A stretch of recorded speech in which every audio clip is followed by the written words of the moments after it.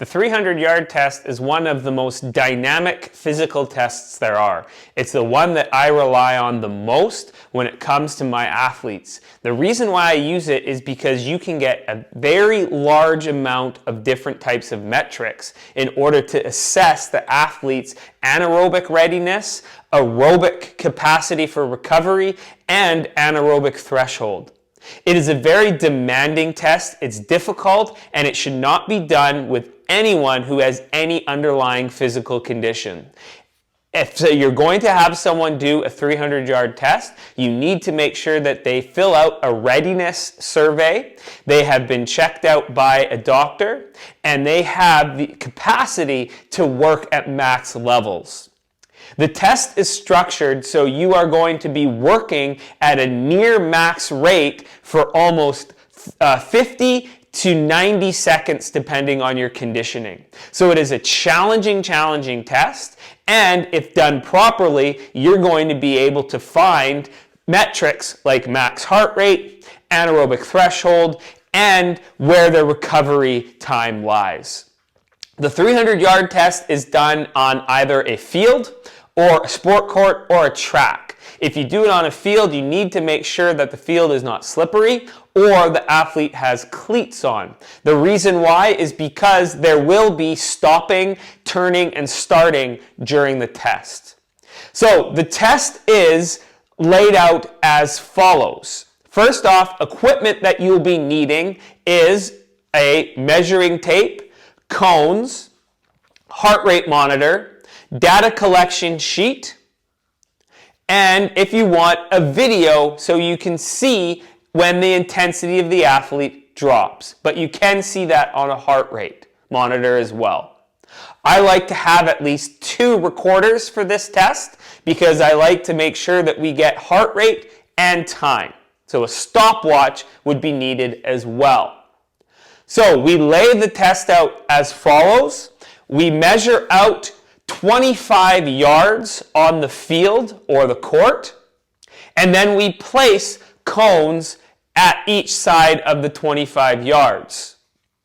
Now, what you're going to be doing is the athlete is going to be running down and back to that set of cones 6 times. That is going to equal 300 yards. So while the athlete is going down and back, when they get back for the lap 1, you are going to keep track of time and heart rate. You are going to do that for 6 times, so you'll have 6 readings. You'll have 6 time readings and 6 heart rate readings. Once the athlete has finished their 6 laps, you will then have them slowly cool their heart rate down, and you will time that heart rate recovery time. You want the rest in between trials to be 5 minutes, so your heart rate recovery time will be that 5 minutes. Once the 5 minutes is up, you will then go into trial 2. Trial 2 will be run the same way. It'll be down and back 6 times, equal 300 yards, and you will keep track of time and heart rate for each lap. Once the athlete has completed their 6 laps and you have the time and the heart rate, you will do another 5-minute heart rate recovery. Now from there, you can either do a 3rd set for your trial or you can stop it there. Personally, I like to try and get at least 3 trials. All right, it's going to depend on several factors. It's going to depend on the sport. It's going to depend on the athlete's conditioning. So there are some factors to think about. But minimum 2 trials, maximum 5 trials, I would say. I like to try and get around 3 trials. In the video for this lab, you'll see that the athlete has completed 2 trials. Now, what we get from the metrics of this test is something that I think is really the most important part of the test, and why I run this test for pre, mid, and post-test screens, because it's going to tell you if the athlete is anaerobically adapting to your program. It's going to tell you if your athlete is aerobically developing in your program. How we get the anaerobic and the aerobic evaluation of this test is done through the heart rate. So for example, the test is, as I mentioned, anywhere from 50 to 90 seconds, depending on the speed and the ability of the athlete. Well, that athlete has to run this test at near max levels. So they're going to get to the point when their anaerobic system can no longer produce energy, so the aerobic system has to kick in. And what you're going to see is an intensity drop. So that is the anaerobic threshold. So when you have the athlete doing this test, you'll see a dramatic drop in the lap time. Well, right there means that we have seen the shift from anaerobic ability to aerobic ability. So you can mark that time down, mark the heart rate that shift happened, and you have the athlete's anaerobic or lactate threshold. This is obviously not going to be as accurate as, say, a Wingate test, but for a field test that everyone has equipment to be able to do, it's a pretty effective measure. Some athletes, you may be able to get their max heart rate as well. It's very rare do we get an athlete into the max heart rate, all right, but you get them relatively close to it. Now, the other component is the aerobic aspect. How do we have the aerobic assessment for this test? Well, that's where the recovery comes in. Because when we're doing anaerobic testing or anaerobic training, our ability to do repeated intervals at the same intensity is going to be based on our aerobic capacity and our recovery rate from the aerobic capacity. So we have two values that we can look at to see if the athlete recovers. First off, what's their recovery heart rate like after 5 minutes? If it drops down to 50-55%, it's telling me that the athlete is able to recover from that high intensity bout that they did before. The second value that we look at is lap time. So if we see that the athlete in trial 1 has a lap time of consistent times and then gets 60 seconds, and then in trial 2, we see the athlete starts off with consistent time and then gets slower and slower, and then the final time is a lot slower, we know that their aerobic capacity was not enough to allow them to do another maximal high-intensity interval. So their aerobic capacity would need to improve if they wanted to be able to continue to do that type of work. So that's why I really think that the 300-yard test is such an effective test. Now for this lab, what you're going to be doing is you're going to be assessing just that. I have an athlete that completed 2 trials of the test. You are going to mark down their time, their heart rate, as well as their recovery rate. And then you're going to create a data point sheet of time and heart rate. And you're going to assess what happened during the test for the athlete. So that's the 300-yard test. As I said, it's a very effective test. It's my favorite test to do.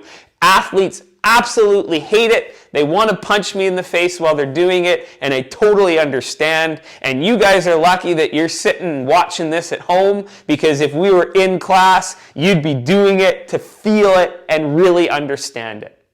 But it's a fantastic test. It's really difficult. As I said, make sure the athlete has filled out physical readiness test questionnaires, had a doctor evaluation if they fail any of those questionnaires, and then make sure that they are adequately warmed up before they go through the test. Make sure that they are nutritionally ready for the test. You don't want them eating too close to the test because there is potential for throwing up. And then make sure that you give them proper cool down hydration protocols for after the test as well, because they will feel very fatigued. If you do 2 trials, most athletes, it's 2.5 minutes of work. They feel more exhausted after that than they do after the beep test.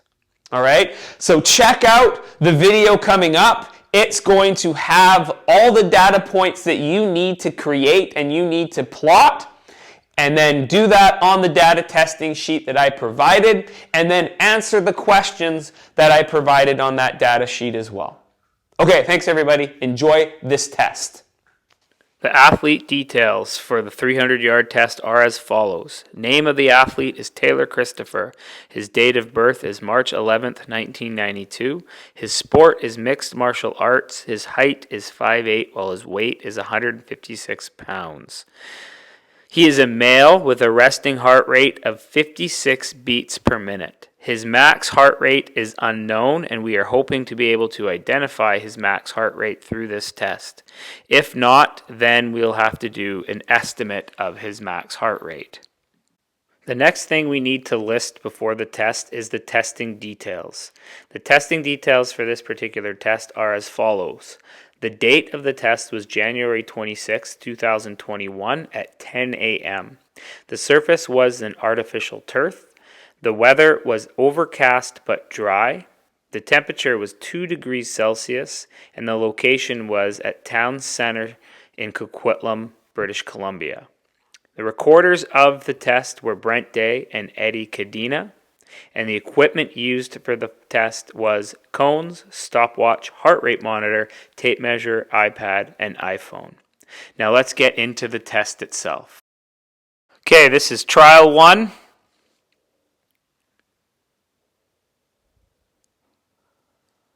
Lap 1 is a time of 9.22, heart rate of 133.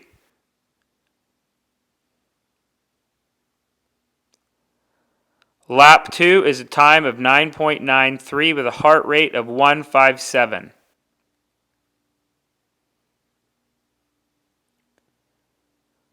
Lap 3 is a time of 10.98 with a heart rate of 166.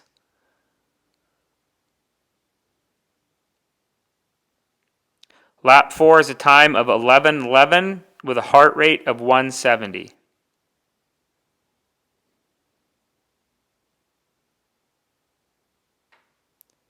Lap 5 is a time of 11:95 with a heart rate of 176.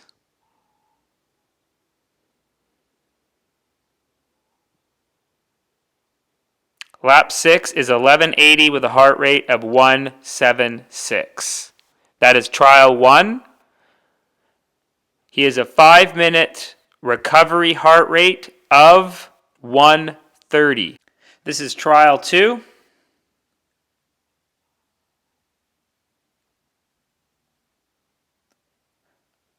Lap 1, time 9:86, heart rate 136.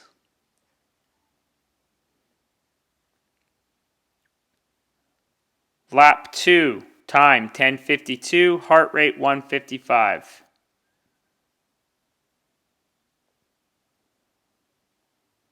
Lap 3, 10:63, heart rate 163.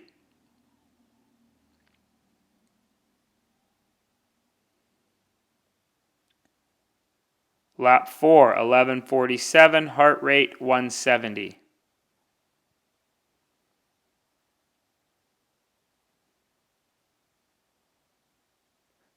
Lap 5, time 12:98, heart rate 174.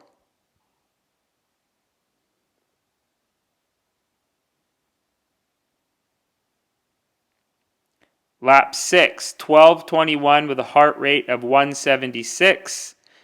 5-minute recovery heart rate is down to 128.